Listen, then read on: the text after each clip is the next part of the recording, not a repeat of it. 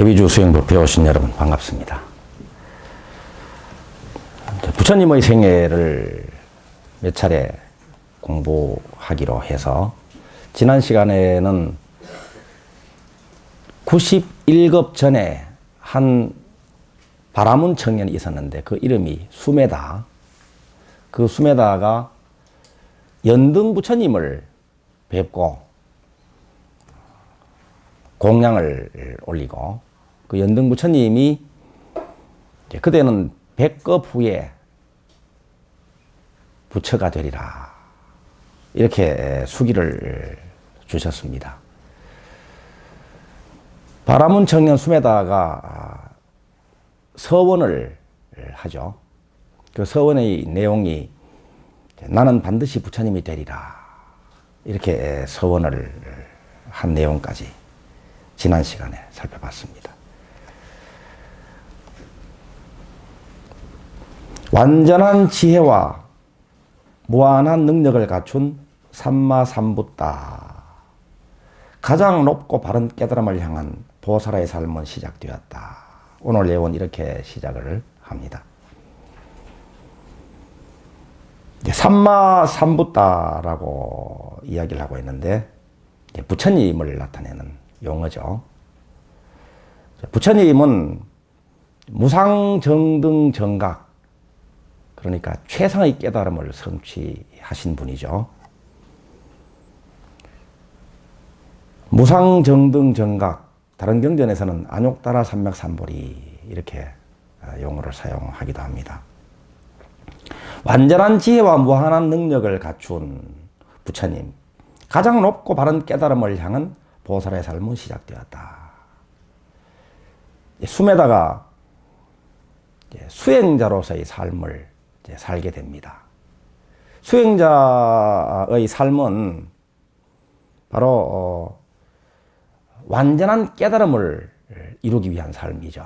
그 완전한 깨달음, 여기서는 이제 정등정각이다 이렇게 표시를 하고 있는데, 정등정각의 내용은 완전한 지혜와 무한 능력을 갖추는 것이기도 하다 이렇게 설명을 하고 있습니다. 완전한 지혜는 천수이기도 하죠. 천수. 완전한, 천안입니다. 천안. 천안이 무한한 지혜, 무한한, 완전한 지혜를 이야기합니다. 천안이. 무한한 능력은 천수를 나타내죠. 관세음보살님의 이름이 천수천안 관세음보살님이신데, 천수천안을 갖추고 완전한 깨달음을 향한 삶이 보살의 삶이요 곧 수행자의 삶입니다. 우리들이 앞으로 나아가야 할 방향이 바로 완전한 깨달음. 좀 더 구체적으로 나눈다면 지혜와 복덕을 완성하는 그런 삶이죠. 상구보리 하와 중생의 길이 바로 보살의 길입니다. 수행자의 길입니다. 상구보리를 통해서는 주로 지혜를 완성합니다. 하와 중생을 통해서는 주로 복덕을 완성하죠. 상구보리는 수행이고 하와 중생은 교화 혹은 전법입니다. 대비주 수행자들이 상구보리 하는 길은 대비주 지송을 통해서 이루어집니다. 대비주를 지성심, 자비심, 신심으로 지송함으로써 지혜가 계속 증장이 됩니다. 깨달음이 일어나게 됩니다. 하와 중생 전법 또 복덕을 증장시키는 대비주 수행자의 수행은 일을 통한 수행이죠. 일을 통해서 일과 관련된 분들에게 이로움을 주는 것으로 복을 쌓아나갑니다. 일을 즐기고 일을 감사하면서 하는 것이 바로 하와 중생이요 또 복덕을 쌓아나가는 길입니다. 그리고 또 하나는 오늘 만나는 사람을 본래불로 보고 바로 보는 것이죠. 본래불로 보고 본래불로 예배, 찬탄, 공양하는 삶입니다. 이것이 작복의 길이요, 또 하와 중생의 길이기도 합니다. 그래서 한마디로는 상구보리 하와 중생이다, 주로 이렇게 이야기를 합니다. 이것이 보살의 삶입니다. 곧 수행자의 삶입니다. 우리들의 삶이죠.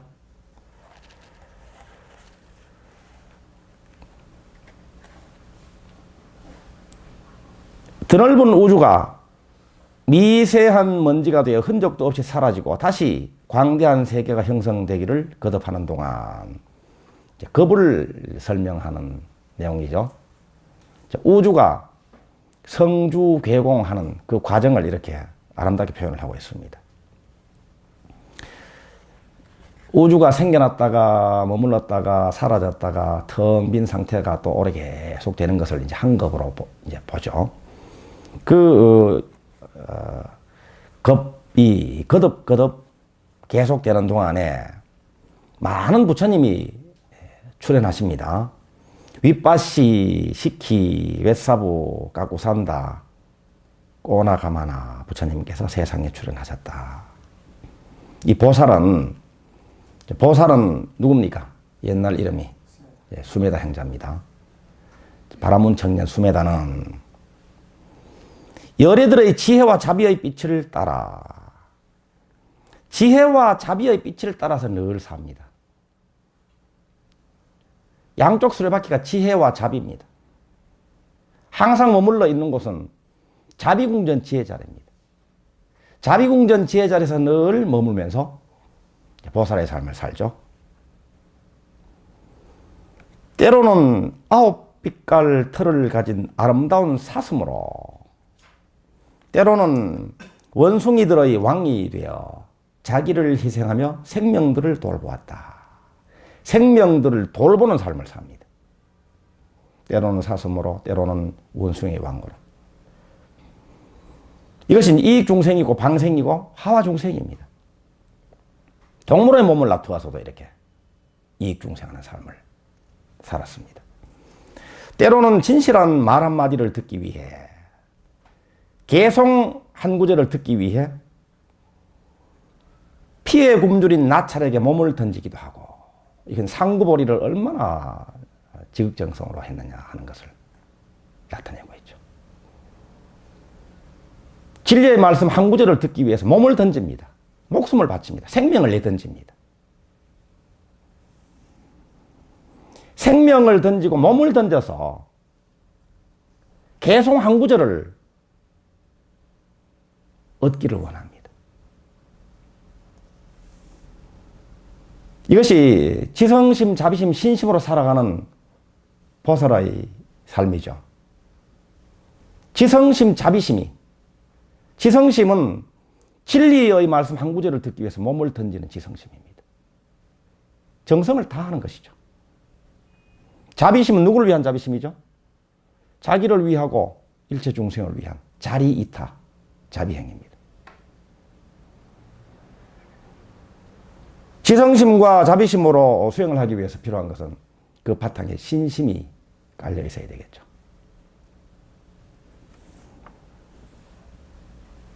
일곱 가지 보배를 갖춘 전륜성왕이 되어 전쟁 없는 평화로운 세상을 건설하기도 하며, 범천과 제석천을 비롯한 신들의 세계를 오가며 더할 수 없는 기쁨과 즐거움을 누리기도 하였으며, 죽어가는 새끼들이 불쌍해서 굶주린 호랑이에게 몸을 던지기도 하였다. 그런 지극한 보살행으로 그의 과보는 9급을 앞당겨 성숙하였다. 지극한 보살행으로 연등부처님이 수기를 하시기로는 100급 후에 무상정등 정각, 완전한 깨달음을 성취하고 부처님이 되리라, 성불하리라, 이렇게 수기를 주셨는데 9급을 앞당겨서 서가모니 부처님이 되신 거예요.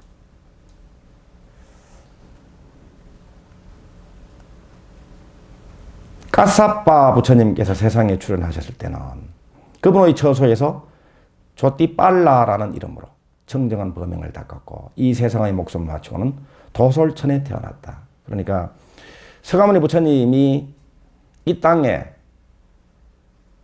우리처럼 태어나기 바로 직전의 삶은 도솔천에서 살았던 삶입니다. 도솔천에서 태어나셨습니다. 이 도솔천 많이 들어보셨죠? 혹시 가보셨습니까? 도솔천이 어떤지 여기 설명을 자세히 하고 있습니다. 도솔천이 어떤지 한번 잘 상상을 한번 해보세요. 도솔천은 선행을 많이 닦은 이들이 태어나는 세계였다. 선행은 자리이타행입니다. 자비행입니다. 착한 일을 많이 해서 복을 많이 짓고 지어서 복이 쌓인 복덕을 구족한 사람이 태어나는 곳이 도솔천입니다.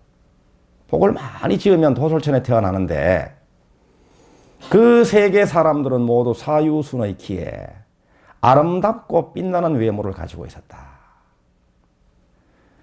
완전한 그리고 아름다운 건강한 몸을 가지고 산다는 거예요. 복을 많이 지으면. 이 도솔천은 그래서 이번 생에서 복을 많이 지어서 죽어서 천상에 날 때 천상 중에서도 도솔천에 태어나게 되는데 복을 많이 지으면 도솔천에 태어난다는 거예요. 도솔천에 태어나기 위해서는 전제가 얼른 죽어야 됩니다.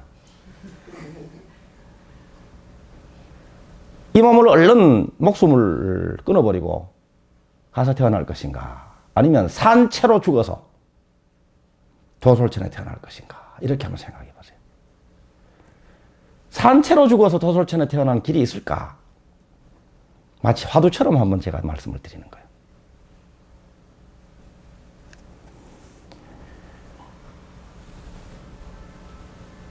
생각만 하면 옷과 음식이 눈앞에 나타났고 얼마나 복이 많으면 그렇겠어요. 우리 인간 세상에서도 복이 많은 사람들은 생각만 하면 옷과 음식이 척 나타난다는 거예요. 그러니까 이러한 복을 누리는 분들은 이미 도솔천에 살고 있는 것과 마찬가지로 즐거움을 누리는 삶을 살고 있습니다. 혹시 여러분들 먹고 싶은 것이 있다, 또 좋은 옷을 가지고 싶다, 이런 생각만 하면 옷과 음식이 척 나타나는 분 혹시 계십니까?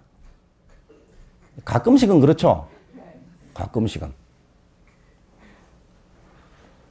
아이 졸려. 커피 한잔 했으면 하면 문 똑똑 두들겨가지고 원명보살님이 커피를 쫙 가져오십니다. 제가 얼마나 복이 많습니까? 시장 하나에 배고프네?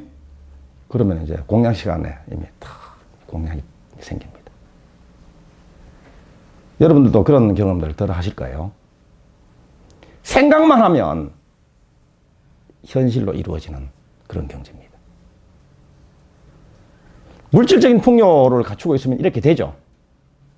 뭘 가지고 싶다 하면 바로 생깁니다. 바로 구할 수 있습니다.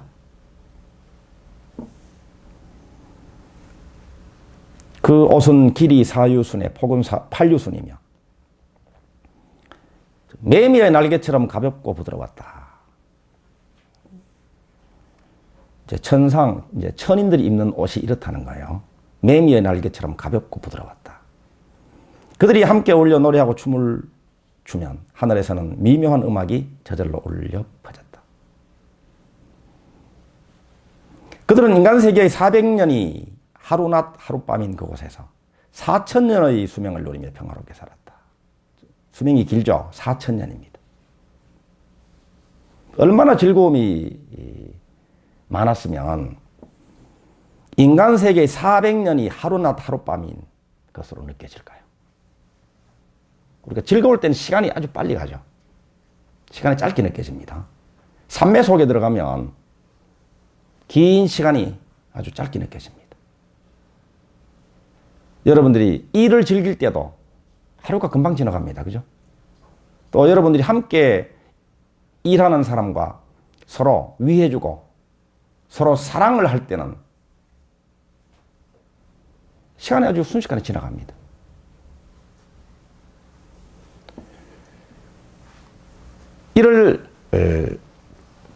이럴 수 있도록 하기 위해서 또 삼매를 또 정득하면 이렇게 되죠. 지루함이 없고 싫어하는 마음이 없고 탐심, 진심, 치심이 없으면 이렇게 됩니다.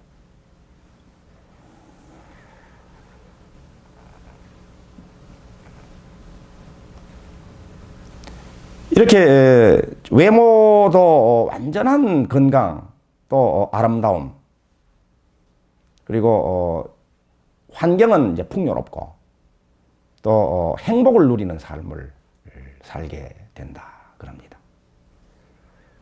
건강과 풍요와 행복을 누리게 된다는 거예요. 선행을 많이 닦으면. 우리 대비주 수행자들도 복을 많이 지으면, 선행을 많이 닦으면 바로 그렇게 되겠죠. 바로 이제 오늘 여러분들이 푹 주무시고 내일 일어나면 도솔천에 태어나 있을 수도 있습니다. 내일부터는. 과거의 내가 없어질 때, 과거의 내가, 그러니까 탐진지 삼독심으로 지글거리는 그 아상인 내가 사라질 때 이렇게 복을 누리는 자기 자신으로 거듭 태어납니다. 마치 도솔천에 죽어서 태어나듯이. 그들 중에도 복덕이 수승한 자들만 사는 내원이 있는데, 내원은 향기를 풍기는 꽃들이 비단처럼 수를 놓았고 달콤한 열매와 청아한 새소리가 가득하였다. 내원 한가운데는 만이주가 밤을 낮처럼 밝히는 화려한 강당과 높은 사자좌가 마련되어 있었다. 대비주 수행자들의 소위경전인 천수다라는경에서는 아름답고 풍요로운 자비궁전 지혜 자리, 이렇게 묘사를 하고 있죠. 바로 이런 자리입니다. 아름답고 풍요로운 자비궁전 지혜 자리입니다. 자비궁전 지혜 자리에 머물러 있으면 아름답고 풍요로운 건강과 풍요와 행복을 누리는 삶이 당연히 다가오게 된다. 이런 뜻이기도 합니다. 자비궁전 안에는 지혜 자리가 있습니다. 지혜 자리는 자비궁전 안에 있습니다. 그래서 지혜와 자비는 늘 함께 다닙니다. 늘 따로 분리가 되지 않는, 지혜와 자비는 분리가 되지 않죠.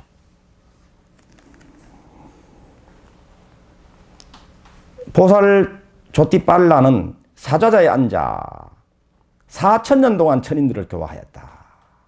이 세상에 인간의 몸으로 태어나기 전에 도솔천 내원궁에서 4,000년 동안 천인들을, 하늘 사람들을 교화했습니다.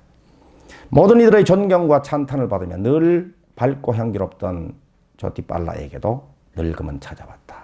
이렇게 선행을 많이 닦아서 태어난 이 도솔천, 수명이 4,000년이라는 긴 세월을 살 수 있는데도, 그렇다고 하더라도 늙음은 찾아옵니다. 아무리 복을 많이 누리는 하늘나라, 천상에 태어났다고 하더라도 영원한 행복은 아니라는 말이죠. 육도에 해당됩니다. 윤회의 세계입니다. 지옥, 악의, 축생, 아수라, 인간, 천상은 육도 윤회의 세계입니다. 아무리 복을 많이 누려도. 우리들이 이 세상을 살면서도 복영화를 아무리 누린다고 해도 늙음은 찾아옵니다.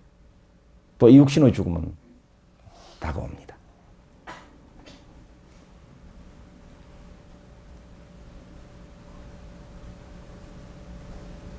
도솔천 내원궁에서 천인들을 교화하던 이 보살에게도 늙음은 찾아옵니다. 머리를 장식한 꽃들이 시들고, 늙음이 찾아와서 그 생명이 다 하는 그 징조가 몇 가지 설명되고 있습니다. 겨드랑이에서 식은 땀이 흐르며 먼지도 묻지 않던 옷에 때가 끼고 황금처럼 빛나던 피부가 윤기를 잃었으며 기쁨을 잃은 눈빛으로 안절부절 못하는 모습을 보이기 시작했다. 천인들은 보살이 도솔천을 떠날 날이 멀지 않았음을 직감하고 울부짖었다. 이런 징조를 보면서 아는 거죠. 이제 우리를 떠날 시기가 다가왔구나. 이렇게 알고 울부짖습니다. 존자여, 더 이상 자비로운 모습을 뵐 수 없고 지혜로운 말씀을 들을 수 없는 저희는 어떡하란 말입니까? 자, 보살이 말씀하십니다. 슬퍼하지 마세요. 아무리 화려하고 아름다운 꽃도 지고 만답니다. 아무리 화려하고 아름다운 꽃도 지고 맙니다.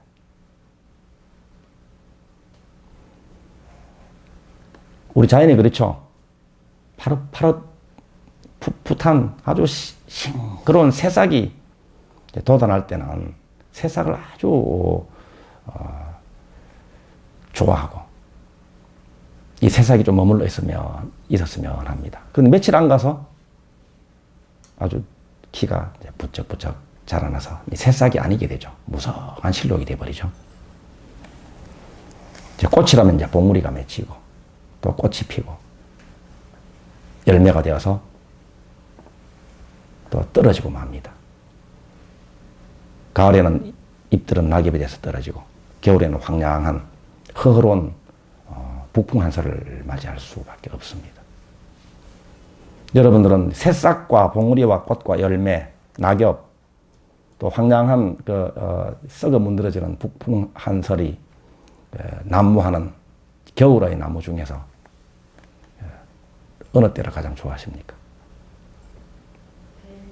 열매를 좋아하십니까? 열매가 계속 머물러 있기를 바라겠죠. 또 꽃을 좋아하는 분들은 꽃으로 계속 머물러 있기를 바라겠죠. 그렇지만 잡아도 잡을 수는 없습니다. 인위적으로 새싹을 좋아한다고 해서 그 새싹을 머물도록 해버리면 어떤 일이 벌어질까요? 꽃을 피울 수 없습니다. 꽃이 좋아가지고 또 꽃을 집착하면 열매를 맺을 수가 없습니다. 열매가 좋다고 해서 낙엽이 싫고 북풍 한설이 두렵고 또 무섭다고 해가지고 계속해서 열매가 지속되기를 바라면 또 새로운 생명이 태어나질 않습니다. 집착을 해도 잡을 수는 없습니다. 잡는다고 해도 또 바람직한 것은 아닙니다. 꽃 진다고 아까워할 필요가 없습니다. 꽃이 지면 열매가 맺힙니다. 또 열매가 떨어지는 것이 또 아쉽다고 한탄스러워할 필요는 없습니다. 또 새봄이 또 다가옵니다. 이 과정을 거치지 않으면 봄이 오질 않죠.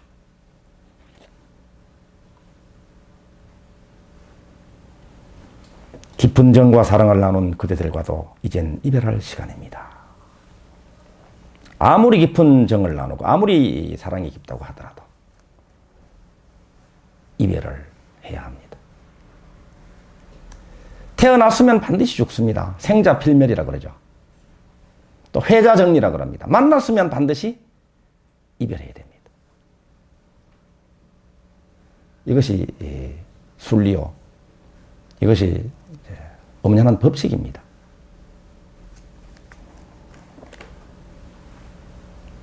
무상한 삶과 죽음의 거센 물살 앞에서 손을 놓지 못하고 울부짖는 건 무엇 때문일까요? 애착과 어리석음 때문입니다. 그럽니다. 애착과 어리석음 때문에 삶과 죽음의 거센 물살 앞에서 손을 놓지 못하고 울부짖는다는 거예요.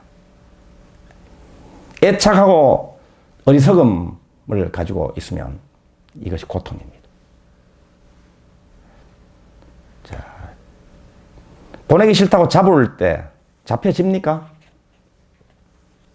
물론 잡혀지는 것도 있습니다. 우선은 그죠? 그렇지만 결국은 생자필멸이요 회자정리입니다. 그날이 왔을 때 비탄과 공포에 떨지 않으리면 부디 육신의 허망함과 육신의 허망함, 무상이죠. 재행무상입니다. 마음의 애착을 잘 관찰하십시오. 이것이 이제 마지막 가르침이죠. 도솔천 내원궁에서 천인들에게 하시는 마지막 가르침입니다. 제가 떠난 자리에는 멧대야가 이제 미륵보살입니다. 미륵보살이 남아 여러분의 훌륭한 벗이 되어줄 것입니다. 어제 자원보살님이 한 말씀 하셨는데, 똥 차지나면 뭐 온다고요? 벤츠 온다고 그럽니다. 똥 차지나면 벤츠 온다. 물론 이 보살이 똥차는 아니지만 가고 나면 또 다른 것이 옵니다.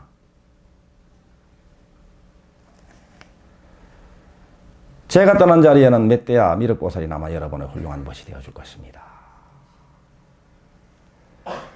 다음 태어날 곳을 수메루 남쪽 잠부뒷바 연부제입니다. 잠부뒷바로 정한 조띠빨라는 보다 자세한 관찰을 위해 황금색 피부를 가진 이를 불렀다. 그대는 여러 차례 잠부뒷바에 태어났으니 그곳의 산천과 나라, 종족과 국왕들을 잘 알 것입니다. 내가 어디에 태어나면 좋겠습니까? 그는 잠부뒷바의 강성한 16국인 앙가, 마가다, 까시, 꼬살라, 왓지, 말라, 제띠, 왬사, 반짤라, 고로, 마차, 수라세나, 아사카, 아완띠, 간다라, 캄보자 후보지죠.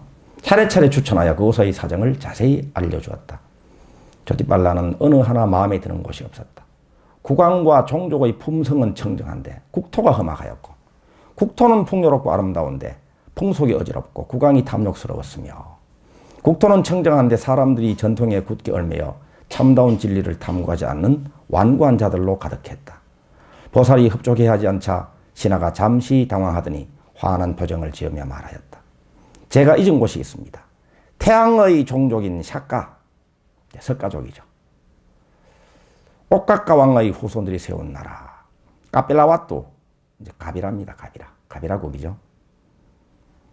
히말라야 산록에 펼쳐진 드넓은 평원과 아름다운 숲이 있고 부드러운 강이 가로지른 비옥한 황갈색의 국토에 곡물이 풍성하며 백성들은 너그럽고 화합하기를 좋아합니다. 이 국토에 사는 사람들이 너그럽고 화합할 때 이 국토에 성인이 옵니다. 이 국토가 풍요롭고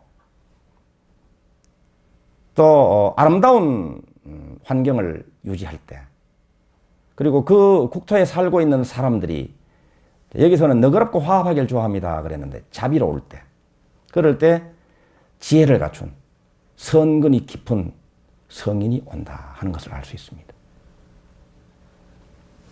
국토뿐이겠습니까? 우리 가문도 마찬가지겠죠? 여러분들이 가문에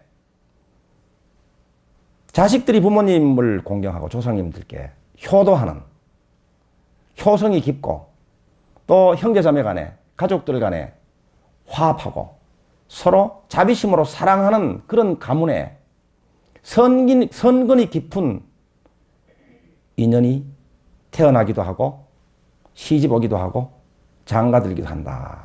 이렇게 알 수 있는 대목입니다. 지금 그곳을 다스리는 숫도다나와 정반왕이죠. 청정한 왕족의 가계를 이은 분이고 꼴리아 왕족인 그의 부인 마야 역시 여러 생에 많은 공덕을 쌓은 분입니다. 부부가 여러 생에 많은 공덕을 쌓은 분이 이러한 지혜와 복덕을 갖춘 서가모니 부처님 같은 훌륭한 인재를 맞이할 수 있게 된다는 말이죠. 가문도 그렇고 사실 이 국토도 그렇고 혹은 회사도 마찬가지일 겁니다. 어떤 단체도 마찬가지고.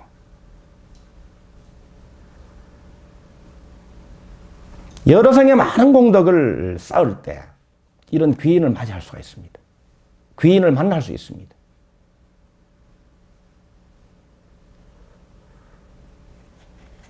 우리 덕양선언도 우리 수행자들이 많은 공덕을 쌓을 때 훌륭한 수행자들을 많이 맞이할 수 있겠죠. 우리나라도 그렇겠죠. 우리나라도 이제 안전하고 또 서로 사랑하고 화합하고 이러한 삶을 살아갈 때에 이 땅에 많은 인재들이 또 새로 태어날 거예요. 또 태어난 인재들이 훌륭한 일을 성취하는 이 인류를 위해서 크게 헌신하는 그런 인재들이 많이 배출될 겁니다. 단정하고 아름다우며 온화하고 부드러운 마야왕비라면 보살에게 의탁하시기 충분할 것입니다. 깊은 선정에 들어 사가족의 혈통과 국토, 시기와 부모가 될 분을 자세히 관찰한 다음 보살은 도솔천 사람들에게 말하였다. 그러니까 맞이하는 우리들로서는 공덕을 많이 쌓아야 되고 또 우리가 다음 생에 태어날 곳을 선택할 때 혹은 직장인이라면 다음 직장을 선택할 때 또 어떤 인연을 선택할 때도 선택을 해서 자기가 태어나기도 하고 자기가 몸을 담기도 할 수 있을 정도로 지혜와 복덕을 스스로 또 갖춰야 되겠죠. 귀신별의 다리 모습을 감추는 밤, 이제 월식을 이야기합니다. 월식을 귀신별의 다리 모습을 감추는 밤 이렇게 표현을 하고 있습니다. 월식날 이렇게 안 하고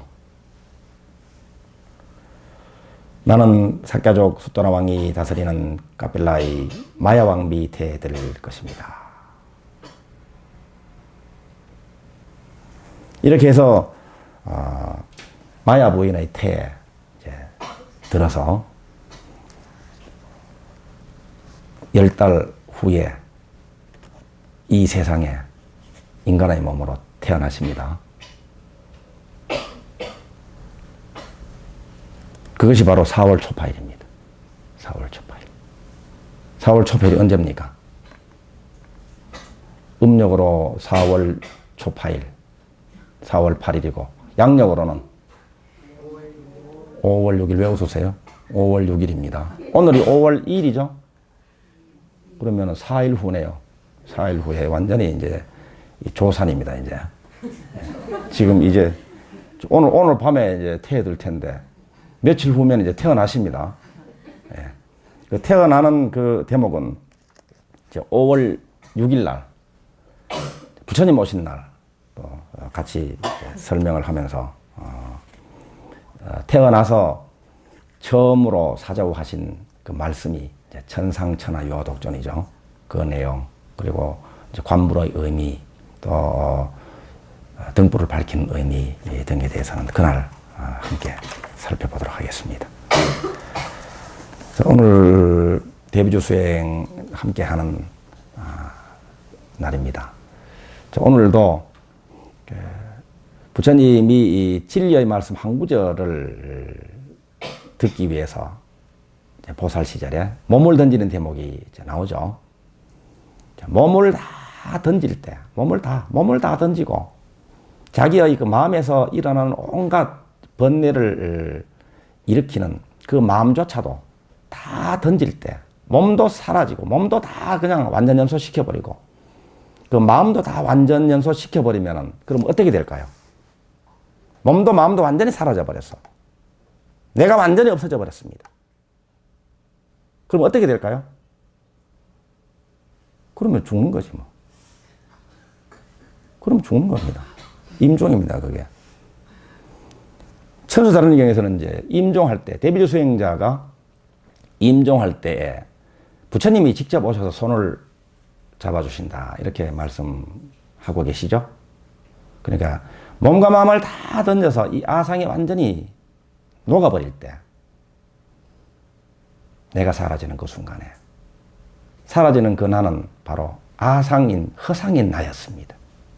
이게 원래 내가 아니었다. 이게 내가 사라지는 순간에 정말 참나로 그대로 거듭나게 됩니다. 대비주 수행을 지성심으로, 자비심으로, 신심으로 할 때 이런 체험들을 하게 돼 있어요. 이런 체험을 못 하신 분들은 몸을 던지지 않고 마음을 던지지 않았기 때문에 그렇다. 이렇게 이야기할 수 있습니다. 지성심으로 안 하기 때문에 그래요. 지성심으로 해서 완전 연소를 해버리십시오, 오늘은. 완전 연소. 정성을 다하고 다 해서 지극한 정성으로. 지극한 정성. 그렇다고 해서 막 소리를 크게 그냥 악을 쓰지 하는 건 달라요. 소리를 부드럽게 하더라도 지성심으로 할 수 있습니다. 이것이 바로 자기를 위해서 또 자기와 인연이 있는 모든 인연 있는 분들을 위해서 하는 자비심이에요. 그리고 내가 정말 죽을 때 아상인 내가, 거짓인 내가, 작은 내가 죽을 때 참나로 거듭나리라. 또 본래의 나로 나리라. 원미지인 나로 거듭 태어나리라. 우주가 하나인 내가 알아지리라. 이것을 믿는 것이 신심입니다. 정말 몸과 마음을 다한 그런 수행을 할 때 누구나 체험할 수 있습니다. 누구나. 부처님이 하신 일은 우리도 할 수 있습니다. 왜냐하면 부처님이 직접 말씀하셨거든요. 부처님은 나와 마찬가지로 일체 중생이 불성을 이미 갖추고 있다. 이렇게 말씀하셨잖아요. 부처님이 이루신 깨달음, 부처님이 갖추신 복덕을 나도 깨달음을 얻고 나도 그 복덕을 갖출 수 있다.